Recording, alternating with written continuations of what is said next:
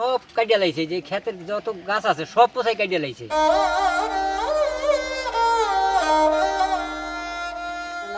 শত্রুতা আছে বা জায়গা জমি নিয়ে গ্যাঞ্জাম আছে, হ্যাঁ আমার সাথে ওইটা লিয়ে করবো, কিন্তু গাছের সাথে তো স্যার আমার কোনো ওই শত্রুতা নাই। এই গাছগুলা কাটলো কোন কারণে, এইটার আমি বিচার চাই। প্রায় 1000 লাউর মতন লাউ বেরিয়েছিল। এই লাউগুলো না যদি আমি বিক্রি করতাম তাহলে প্রায় 1-1.5 লাখ টাকা বিক্রি করতে পারতাম। এগুলি আমার শেষ করছে। পরে আবার 1800 পেঁপের চারা ফালাই প্যাকেট করছি, ওই প্যাকেটগুলো সব কাটিয়ে ফেলাইছে। এরপর 250টা লাউ চারা আমি প্যাকেট করছিলাম, ওগুলো কাটিয়ে ফেলাইছে। তো দেখেন আমার কত প্রায় 3-4 লাখ টাকা, 3 লাখ 3.5 লাখ টাকার মতো লস করে লাইছে এগুলি দিয়া। লোন উঠাইছি, কিস্তি উঠাইছি প্রায়, এই আলোডি করার জন্য আমি প্রায় 2 লাখ টাকার মতো লোন উঠাইছি। উড়াই আমি এগুলি করছি। এখন এগুলি আমি কিস্তি দিমু, বউ পোলাপান লইয়া খাইমু, বাচ্চা কাচ্চা লইয়া, এই আমি কেমনি খাইয়া বাঁচমু আর কেমনি আমি এই যে এইগুলি দিমু। এই যে সরকারের এই যে লোন আনছি কিস্তি উঠাইয়া, তার দেওয়ার মতো কোনো কায়দা নেই আমার। এখন আমি একবার শেষ। আর এখন যে সামনে আমি একটা জিনিস করবো, সেটাও আমার করার মতো কোনো লাইন নেই। এটা মনে করেন এখন আমার মনে করেন যে একটা গ্রুপের নগে আছে, আমার এই যে বাড়ির জায়গা জমি নিয়ে দ্বন্দ্ব আছে। এখন হ্যাগো তো আমি কাটছে, হ্যাগো দেহি নেই আর কি, হ্যাগো দেহি নেই, এমনি অনুমান আর কি একটা সন্দেহ করি হ্যাগো দিয়া চালাইতেছি। জানি এগুলি ফসলাতি যদি থাকে তো জানি আমি কেস চালাইতে না পারি। এই লিগে যেমন ফসল নিয়ে আমার নষ্ট করে দিছে, যে মামলা জানি না চালাইতে পারি। ফসল হইলে তো ফসল বেশি আমি মামলা চালাইতে পারব, এর লিগে আমার এই ক্ষতিটি করছে।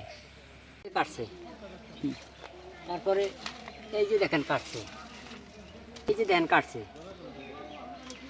এই যে দেখেন কাটছে।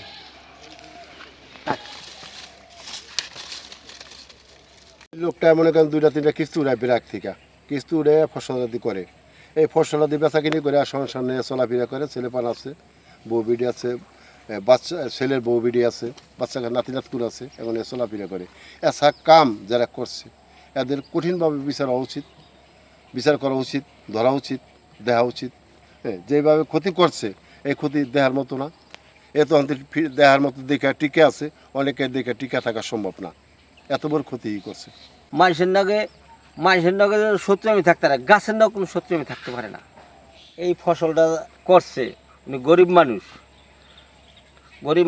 উনি এই ফসল করিয়া সংসার নিয়ে বাঁচে, ছেলে সন্তান নিয়ে বউ পোলাহান নিয়ে বাঁচে।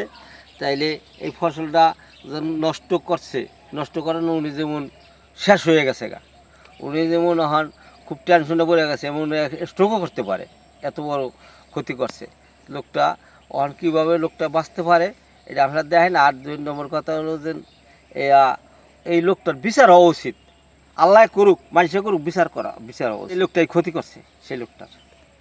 উনি এই ব্যাংকের থেকে লোন কিস্তি ব্যাংক থেকে উড়ে উনি কিছু জমিন খাজনায় রাখে। ওনার বাড়িটা নদীর কূলে, নদীতে ভাঙ্গা নদীর মধ্যে চলে গেছে। কিছু বাড়ি আংশিক বাড়ির মধ্যে সামান্য জায়গা নিয়ে বসবাস করতেছে।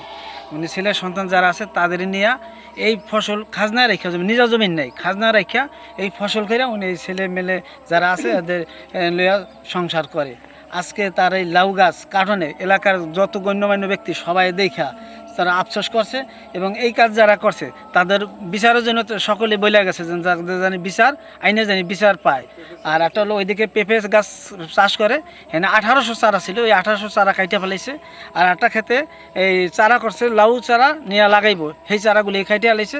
ওনার ওয়াইফ জমির খেতে আইসা বেও সজ্ঞান অবস্থায় পড়ে গেছে, ওনাকে ধরে বাড়িতে নেওয়া হয়েছে। আর যে চাষি ওনাকে আমরা অনেক বুঝ সান্ত্বনা দিয়া ওনাকে বাড়িতে তুলে নিছি। এই কাজ যারা করলো এদের দুনিয়ার ভিতরে মানে আল্লাহ পাক তো বিচার করবোই, তারপরও আইন আলতা দিনে তাদের বিচার হওয়া উচিত।